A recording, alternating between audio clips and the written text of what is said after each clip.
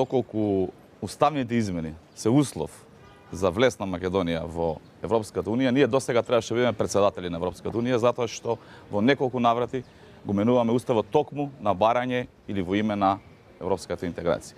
Посериозно прашање е што понатаму. И тука ние велиме дека ова владеачко мнозинство ги заглави евроинтеграцијските процеси на Република Македонија.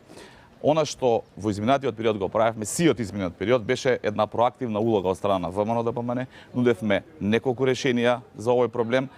Меѓу последните и она што значи одложена примена на уставните измени, реципроцитет, а тоа е признавање на културната идентификација на македонците во Република Бугарија, може и преку признавање на тие барем неколку пресуди од Европскиот суд за човекови права, затоа што не може да зборуваме за добрососедство со некој кој што не признава како нација.